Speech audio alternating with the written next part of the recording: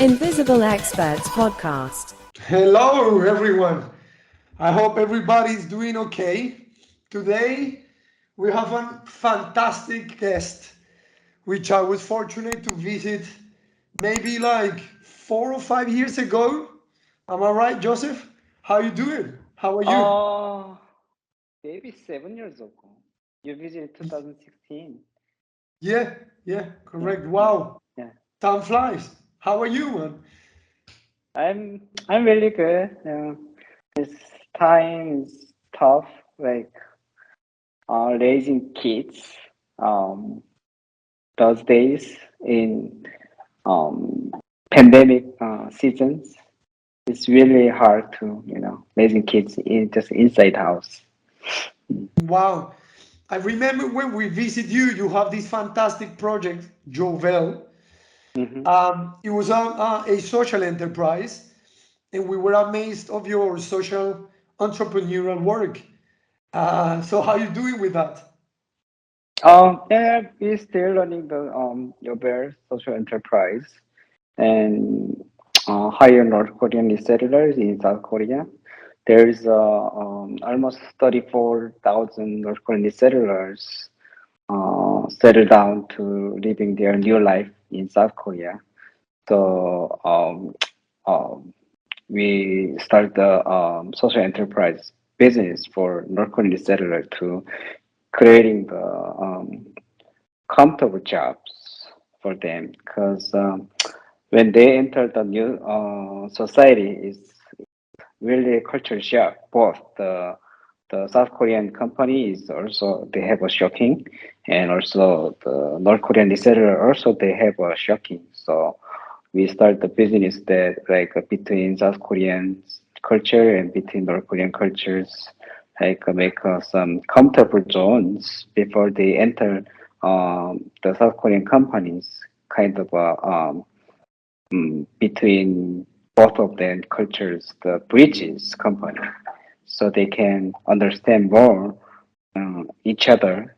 Uh, start working together with South Korean employees. So we've been like for 9 years, like um, take care of North Korean settlers in South Korea to like teaching them how to like um, become employees and how to like communication with South Korean employees in our coffee shop, working together. Yeah, that's what I did like last 8 years. Yes. Wow. So I presume you built a very strong North Korean community. So I suppose they are your super good friends now. Oh yes, yes. That's amazing. How old are you, Joseph? I'm 41 years old. Wow, man. Super young, huh? It's like, uh, Young. yeah, come on, man. It's like living, I don't know, 300 lives because it was amazing. Where first of all, the coffee was really good. I don't know if you remembered that myself, I'm Colombian, and we do coffee, and I tried Jovel's coffee, and it was pretty good coffee. So the Yeah. baristas were Eh, really, really good. every day is in my coffee shop. We serve our customers Colombian coffee. It's not like only Colombian coffee, but it's blended with Colombia and Brazil and Ethiopians, Guatemala. Wow. So do you still have the coffee shop at the top of the bank when we visit Yes, you? yes, we do. We still have that coffee shop in our bank shop. And I remember you had like you were planning to open another shops, right? Did you do it? We did in 2019 in like countryside, like 2 hours away from Seoul. But 2020, when COVID is started, we stopped the coffee shop and we came back to Seoul again. Wow. Listen, when we were talking before, I really like this new idea that you are developing. Because as an entrepreneur, you have new ideas coming up. And I really like this kind of school that you are kind of like preparing, of course, because you are a parent, which have a gleam of Waldorf, no, different methodologies. Oh Can you yes, talk yes, yes, about it? yes, yes. Oh yeah. But because of the my children's, mm, um, toward the pandemics, like lots of kids and parents and family, like they spending times inside their apartments and their houses, and like more and more, like it's 3 years right now to like the pandemics. Right now is released, but a lot of people has uh, the depressions from that, like they cannot go out. So, um, like for me, I grew up like in North Korea, in countryside, and most of times I spend times in mountain and forest. And when I saw my children, like they are like playing like under the not under like playing just uh, concrete, not like um, forest. So I was like, my heart is really hurt. Like, I want to give them like the natures what I experienced like, when I was young. So I trying to go to like riverside, and there's a lot of coffee shop there, like built behind the riverside, and then we cannot enter the riverside. I was wow, we don't have a right to connecting with nature. So from that point, it was 2020, 2020, and from that point, I start to reach out to nature. So like from that times I like trying to go to forest and campings every week with my bring my kids, and like because of that, like my kids grow up really healthy. They are not like addicted like smartphone or like tablet PC or like YouTube's. Yeah, they're I think they grow up like really healthy as child. So, but when I see the other kids, when they go to like restaurant with their parents, they have to have the smartphone, right? So like, oh, I should like make some make some like opportunity for them, like connecting with natures, so that they can develop their brains really well. So the ideas came from there. And then I researched some of the research. I saw some of the research that if you like keep watching the screens like over and 1 hours in developing ages under like 14 years old, your front lobe brain's like not growing well. And if your front lobe like brain's not growing well, you have like some develop disability. Like for example, you cannot have attention. For example, you cannot have ability of problem solving, and you cannot have like compassion of the mind, and you cannot have decision makings.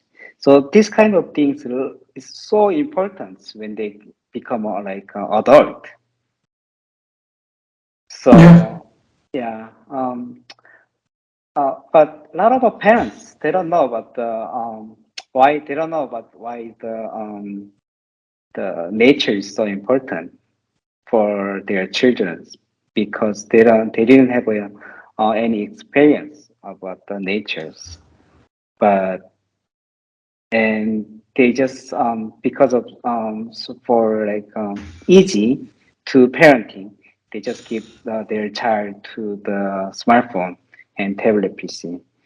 So yeah, um, I just made the idea, and right now I'm develop some lean customer development with some of my potential customers and interviewing like what they're thinking about this kind of a service. Um, prepare some MVP test. Oh wow, What do you think? fantastic. So no, I think it's fantastic, and actually, like, it's very interesting because the other day I was reading about South Korea, and there isn't a lot of like countryside land, right?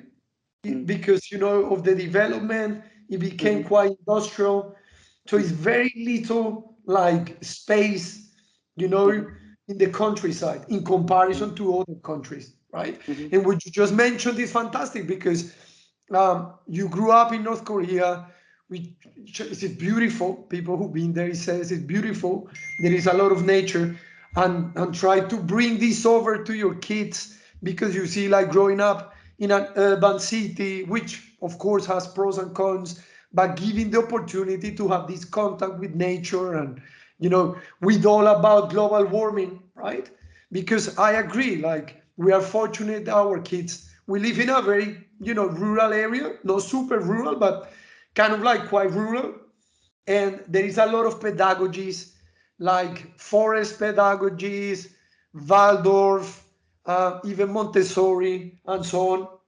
And there is alternative, but what we're going to give to our kids in terms of nature, this kind of important relationship with it. And then nowadays all about global warming, climate change, we need to protect the planet and so on. If you haven't had the opportunity to play outside, to mhm, grow a tree, right, mhm, to mhm, harvest your own food, mhm. what we're gonna do. So I think it's an excellent idea. Did you buy already the land to build the school, or you are in the process to do it? No, in Korea is there's the mountains land mountain is six, 63% in the in this country, so it's quite a lot. But in 63% of in the forest, there is almost 70% owned by private, Oh wow. and all the governments only own like 23 percentage, and the local government has owned like 7%. And a lot of mountain owners, they are old and they don't know how to like manage their mountains, and they are keep spend money. They don't have enough money to like support their life. So a lot of mountains just you know useless right now for them. So I because of that, all of the mountains private, like people cannot like access the forest. So I'm gonna like proposal to like private mountain owner to why don't you just let us using your mountain for next generations, and then if we have a profit, I will give you 5% of the profits. Oh wow, that's a very interesting approach. So basically, Then oh wow, it's good. It's a then good deal. they can make money like without uh, no actions, you know. And then Yeah. if people like coming to using their mountain, the land's value is grow up. Yeah, of course, of course. Mhm. And are they interested about it? Do you Yeah, think? yeah. Some of them is interested. So uh, So how far is this kind of countryside from Seoul? I'm not gonna go. like that kind of far, maybe like take a 1 hour's driving from Seoul. Yeah. Okay, okay, it's very interesting because just the article that I mentioned about, um, it was referring to the countryside in the urban cities, which is quite Mhm. little, you know, in Mhm. comparison to other parts of the world. Mhm. But I mean, like, if it's too far, it's very hard to commute, right? Right, right, right.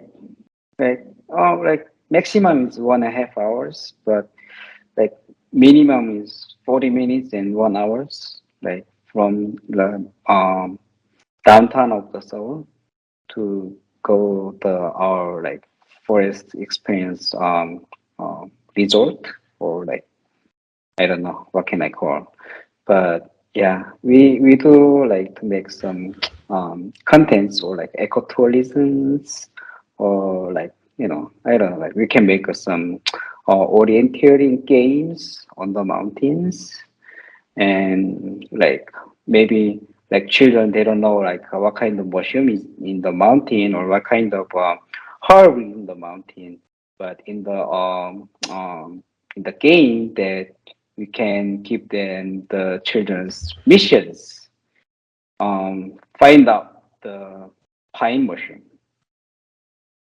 and if you bring the pine mushroom like 1 kilogram, we can give you exchange $10,000 like money, Wow, and wow. do that kind of activity like sports games, and experience the forest and mountains. The kids can learn the economy. They can learn business. This kind of things what I experienced in North Korea. So Wow, that was my next question. So, do you think there is a big difference in between the relationship with the countryside from South Korea to North Korea? So, do you think people yeah, tend to yeah. go more outside and I don't get the I don't understand the question. Ah, Sorry. yeah, sorry. So do you think there is a like big difference in between how like the population enjoy and take advantage of the countryside in North Korea than in South Korea? So my question is, do you think like South Koreans like to go and trekking, go to the forest? Don't, no, no. Yeah. So I keep thought about why people cannot go to like access to the forest. You know, I keep that. It, this is my theory. Uh, Maybe it's the highway first. All of the highways, they like pass through the mountainside, and then second reason is like a lot of mountains owned by government is a little, and then owned by private. So if you like enter the private lands, it's illegal. People thinking, yeah. But in North Korea, we are not developed like highway. You can enter any side to the mountain. There's no dangers. Yeah, Wow. and then all of the mountains owned by government. So you can, you know, it's your land. Yeah, yeah, yeah, I see, I see. Of course, it's a big difference. Yeah. Wow, man. So you keep working on it, and when do you think it's gonna happen? This school. I'm planning to like the open our business uh, end of this year, or far of this year, maybe September or October. Yeah, but I will going to have start some XYZ market research test Wow. Yeah, by yeah. in March. Yeah. Okay, So fantastic. I'm going to invite some my friends and their children to come the mountains where we living, so behind, like 10 minutes away from my house.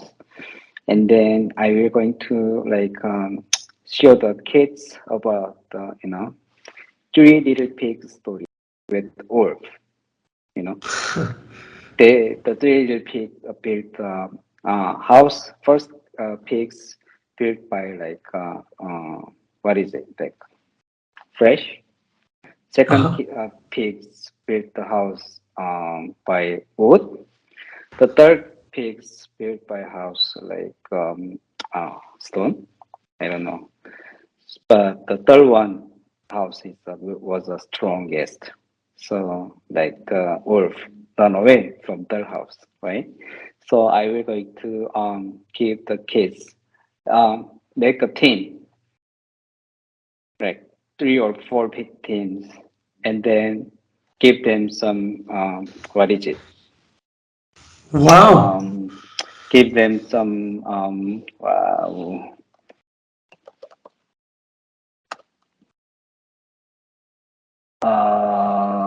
what is it called? Okay. Uh, oh, It's give like them this some kind. give them some like equipment, you know, Oh, uh-huh. to like cut down the trees, and then make a house. I will give you like 1 hours, you know, and then the father like I can become a wolf.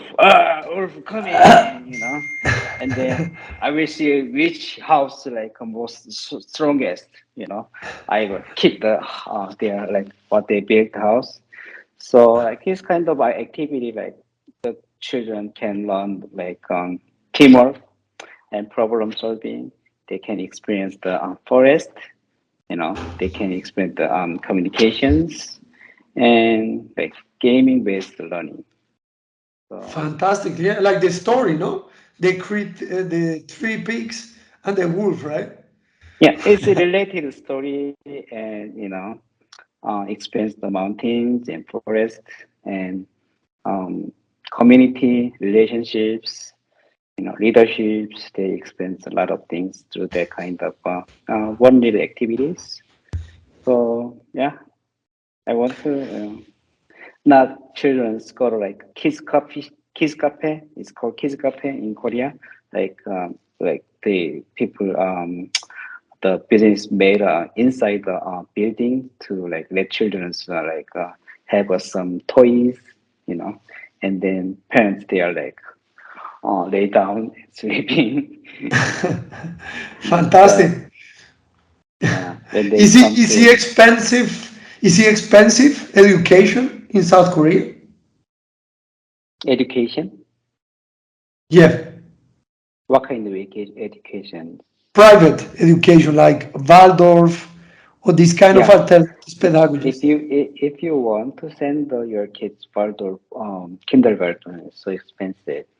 But yeah, most expensive education is English, Oh wow! teaching English. Yeah. So do you So planning to integrate English language in this project in the school? maybe I'm thinking about it. Yeah. But Yeah, English, I think for like because of AI and because a lot of technology developed, I think I don't think English is like that important for their generation, AI generation.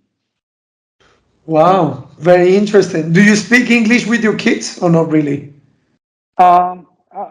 A little, but I like let them like speak their own language first. Oh First, wow! yeah, and if they have a comfortable with their like um they learn enough to explain what they are thinking, and maybe I can introduce some other language too.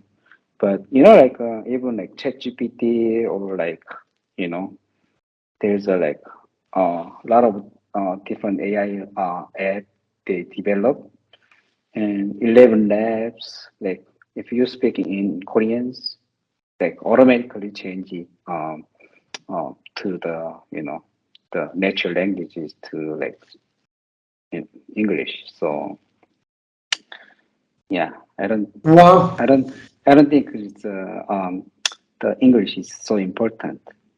The important thing is their creativity and problem solving skills. Their collaboration skills, communication skills. Like English is like only like one of the part, like small piece inside communication skill. So yeah. That's amazing. So, how do you encourage your kids' creativity, communication, teamwork? How do you do as a parent? Do you play with them or Yeah, how do you play do with it? them. Go to mountains. I go to mountain and give them missions. You know. Wow. So, that's very interesting because I suppose this is something that you learned when you were growing up, right? Yes, yes, yes, yes. So, do you think this kind of creativity that you have, communication, teamwork spirit, this is something that you picked when you were little, or this is Yes, yes. something that Not like we grow up like naturally like that because we are living as a village, not individual like housings, and we have like all of the society systems community based, and then like even when we go to like elementary school, like we have our like you know some like boy scout, girl scout. And when we go to like middle school, we have a special program to go to like countryside, helping the farmers. Spring times a month and like fall times a month. So like when we like planting the like some seed, we helping the farmer. When they like harvest, we helping the farmers. At the times we are like staying the farmer's house, all the school together, and it's as a we work as a team, and then like in the summer we go to like a mountain as like kind of 2 weeks camping, and then like in North Korea we have we don't have like enough energy, so schools like go to mountain like cut the trees, so kids like take like scissor and then an axe, an what axe, is it? yeah. Yeah, They and then saw, yeah. yeah, and then bring down uh, as a team. So everything we grow up with from the child, we are learning how to like collaboration with each other's, communication each other's, you know. So yeah. That's super interesting. I really like, to be honest, as a parent, you make me think a lot, like, of course, like, even me as a parent, sometimes maybe I focus on different things, but in reality, how do I encourage my kids to be more creative? How Mhm, do I do to have a better communication skills? How do I encourage them, to have mhm, this teamwork spirit? mhm, It's so mhm, important, man. And mhm, I can actually, I could see this through your Jovel work. mhm, That was fantastic, man, because I can see this kind of teamwork spirit in the company. One of the things that I really like the most from your work is this kind of social and environmental driver, right? Because even with the school idea, you are trying to, of course, make a profitable business, but at the same time to create a social and an environmental impact, So how is that, man? I mean, why do you have this driver to make society better, your community better, your friends better? Where is coming from? This kind of like spirit. It's from my personal religion. Okay, amazing. Okay, good Yeah, faith. No, yeah. It's my name is Joseph. yeah, Catholic, Joseph, right? not Catholic, like Christian. yeah, Christian. Yeah. Ah, wow. So in the Bible, Joseph's he make his brother like jealous. Like he told them about his dreams. He's gonna become like a king. So like all of his brothers gonna bow down, and then his brother like jealous about him. Like so one day Jacob like asked him to go see your brothers working where like in the like one on the countryside like when they have a like pasture their sheep. And Joseph like went there and they had their brothers sold into Egypt. And then when it was when he was 17 years old, and then after 13 years, he became a prime minister in Egypt. Yeah, yeah, yeah. And then there's a lot of harvest for 7 years, and the other 7 years there's a like famine came, and his brothers came to the Egypt for like begging the food. And then at the times Joseph's, I'm your brother Joseph. You sold me to Egypt here, and that they were afraid. And Joseph said, "Don't afraid me. You know, God sent me ahead of you because of today. I will forgive you, and I'm not forgive. It's God's work. So don't afraid. It's God sent me ahead of you to me here because He wants to save the life our family. So that visions came into my life. So I came to South Korea. I want to saving the peoples, not only South Korean, not only North Korean people, but also South Korean people too, who has you know disability, like who has needs in some their life. Yeah, that's that's my compassion. Oh, fantastic. Very interesting. So, like this is very, very, very good point because, um, people tend to think like they are, like, for instance, in North Korea, people don't practice religion, right? And they do, isn't it? I didn't understand. People So not in North, practice what? in North Korea, you can Mhm. practice religion, right? Oh no. I Ah, became okay, a okay. Christian in South Korea. Yeah. Ah, fantastic. So when you came, and this is where, yeah, yeah. Yeah. We when we living in North Korea, the we have a religions, the Juche idealism. Ah, okay, okay, okay. Ah, fantastic. Very interesting. Because that was another part of the story. Because, I always tell, about our trips and when we visit, social enterprises everywhere.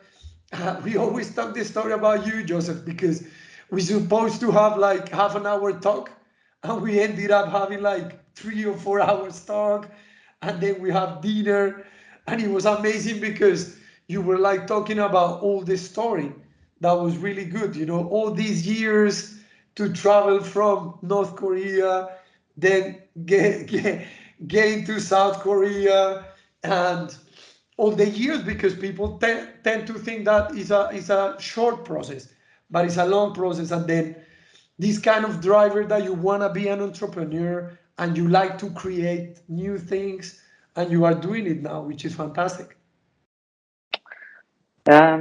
Sometimes I'm disappointed by myself because it's not like make simply that what I think, but um, I have a like grit that I will make it. one day. But you have already, though. Come on, man. Yeah. You have already created these projects which are fantastic, actually, like Jovel is one of the examples in the social enterprise or sustainable sector in Korea, right? So come on, step by step. I understand, man. No, it's not enough. Do you think you could do? How about big Mika Ventures? Like you guys It's change good. your service. You guys were like take a video first, but now Yeah, what are you guys doing? yes, Tell it's more. true. It's true. We started like a multimedia company, and we did a lot of trips. You know, happening to learn a lot about the sector, and we visited more than 400 social enterprises in more than 40 countries. So Mm, and then we were like, okay, that's fantastic. We tell stories, mm-hmm, but what's next? What we have to do? I mean, we have to do something about it. So we started to do e-education, and we mm, created MOOCs, these mm-hmm. massive online open courses. Future Learn. Yes, so we did this course. Do you see it? We made You you already. made you made the Future Learn, the whole Future Learn website platform. No, come on. No, we Oh. have a course there. No, no, that would be amazing. I mean, FutureLane is a fantastic platform. No, no, at all. We created the 6 courses. One is very interesting. It's about upcycling, Mm, but also we created this collection of what social enterprise is from different examples around the world. Then we have another course about turning your ideas into action. So we kind of like push uh, I mean, people who have ideas and they want to create a social enterprise or a sustainable enterprise. And then the mm, last one was sustain your project or scale your project. Man, it went viral, the course. I mean, we have about 50,000 learners mm-hmm, from 190 countries, mm-hmm, and it was absolutely amazing. And in fact, we did a little research. mm-hmm, We published an academic paper about it, and we claimed that we inspired the creation of 2,000 new social enterprises around the world. So mm, So now we're working in development, capacity building, training, and we do a lot of education online. So mm. in fact, for you and for the audience, we're gonna launch very soon a master degree. It's an MBA Mm, for mm, impact. So we can talk mm, about it. Don't worry. we, mm, you are in our network, so we're gonna get in contact with you when we have everything solidified, mm. and then before launching we have plans for our communities. Okay. Hmm. Interesting. Yeah, I mean, like, myself and Sarah, we happen to Mm, be doctors in the sector, not in mm. medicine, but PhD in sustainability, in social enterprises, in development. So we Okay. are also academics. We work Okay. for university, we do research. So Mm, like you, we are hybrid. Like we do a little bit of here, a little bit of there. So we try to also create new stuff all the time. you guys fantastic. Come on. That's really good. Joseph, man, thank you so much, and let's Mm-hmm. keep in touch. Okay, I'll let you Okay. know all the thing about the master that we are creating, Mm-hmm. and say hello to your family. Cool. Okay. I will. Ciao, Good to see man. you again. Okay. Goodbye. Yeah. Bye bye.